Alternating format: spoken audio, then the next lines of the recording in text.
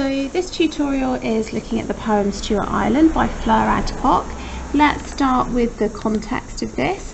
So she's born in New Zealand in 1934, but moved with her parents to England when she's 5 years old, and she spends the Second World War in Britain. Her family then returns to their native country when she's 13, but since her late 20s she makes her home in Britain.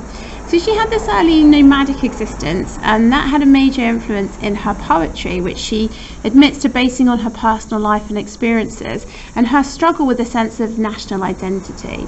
And because she sort of has this feeling of being dislocated, displaced, a lot of her poems are written from the viewpoint of an outsider. In terms of Stewart Island itself, it's the third largest island of New Zealand, with only one town, Aban, on Half Moon Bay. The island is also known by its Maori name, Rakuri, which means glowing sky, and it is a place that is sort of known for being very beautiful. The other thing that you might notice about the form of the poem is that it's written in free verse. There's no regular structure or rhyme scheme, and it has a single unbroken stanza. Now perhaps that mirrors the subject matter, the fact that it's an island, the fact that it's a single stanza, and we could also look at the fact that the free verse allows her to keep the tone quite conversational and direct. There's supposed to be quite a lot of humour, I think, in this poem.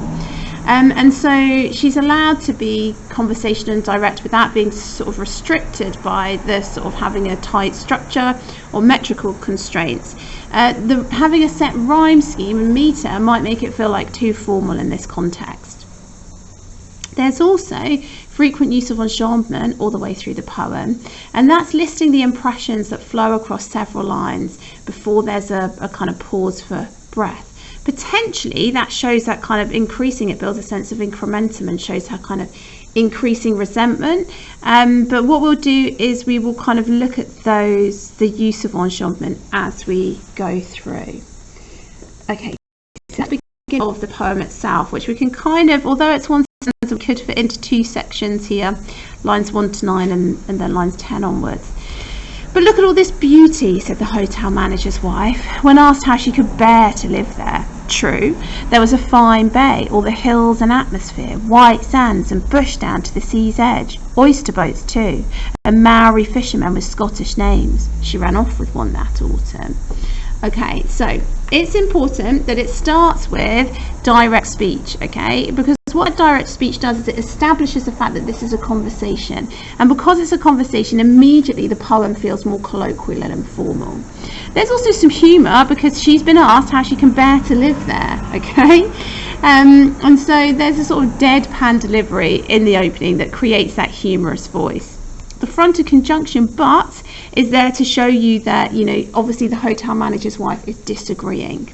Now highlighted in pink here are all of the positive things, the kind of beautiful natural environment that surrounds them, that the hotel manager's wife, who remains unnamed, is listing as kind of a justification for Stewart Island being a stunning place to live.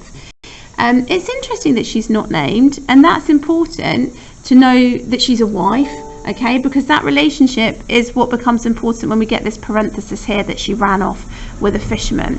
So there's also a kind of juxtaposition, isn't there, between the wife who's suggesting that she's really happy in this beautiful place, but then she runs off with somebody else, okay? So for somebody who seems to love living there a few lines ago, that seems a slightly surprising thing to do, and that creates more humour within the poem.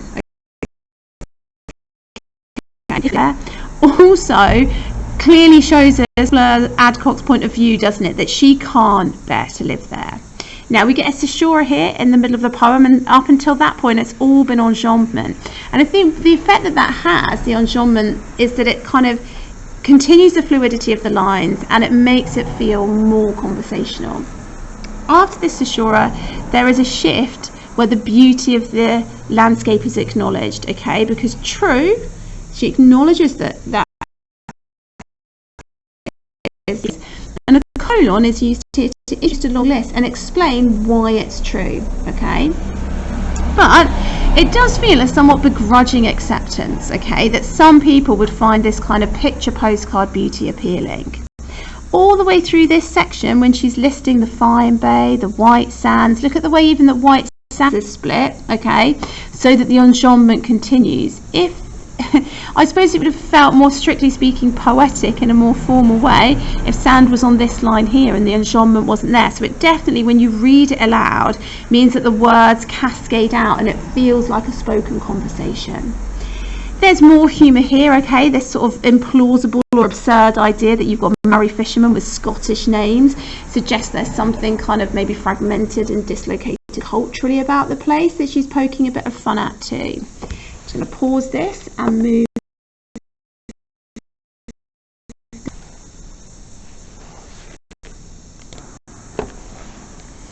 Okay, so this is where there's a shift in topic and we get this conversational discourse marker, as for me, okay?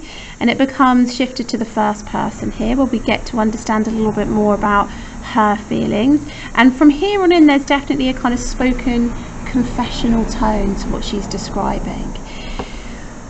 I walked on the beach, end stop, so there's a simplicity to this here, okay? It was too cold to swim, Sashura. My 7-year-old collected shells and was bitten by sandflies. So the Sashura here means that you can have enjambment from my to this next end stop here, which is what's giving it that kind of conversational feel. But it also maybe draws our attention to the negative, the fact that it's too cold to swim. And you can see in this section I've highlighted in blue all the sort of negatives that are described, which absolutely juxtapose the kind of picture postcard beauty that's described from lines kind of 5 to 8. And then we get this image of her kind of as a mother, and she retells this sort of quite distressing incident about her interaction with the natural environment. So my 7-year-old collected shells and was bitten by sandflies. My 4-year-old paddled until a mad seagull jetted down to jab its claws and beak into his head. I had already decided to leave the country. Now this last little bit's got a different tone, but let's look at this first section here. So it seems here, doesn't it, like the natural environment is quite cruel. So we've got these verbs bitten, jetted, jab, okay, which are all demonstrating violence. And we've also got the alliteration that runs through jetted and jab, which furthers that kind of sense of violence. But this sort of what would be a very distressing incident. I don't know if you've ever been on the beach when the seagulls come down and kind of even just steal your food, okay? If you're a small child, that is a distressing incident. But here it seems kind of caricatured, and that diffuses the horror of this attack with somewhat humour. The fact that it's a mad seagull also sort of presents it as this real monstrous beak with beast even, with its claws and beak emphasised, okay? But again, it feels a little bit hyperbolic, which develops that idea of humour. Now there's a shift in tone here then when we get I had already decided to leave the country. So here we but the Sashura that happens there really helps to emphasise the sort of shift in tone, and this is much more sombre.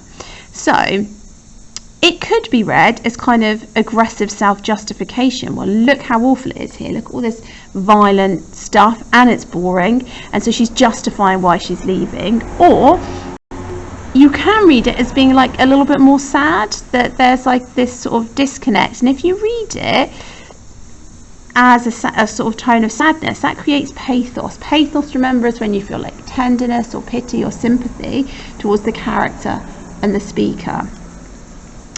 You could argue that the opposition here of kind of humour and pathos heightens the power of both.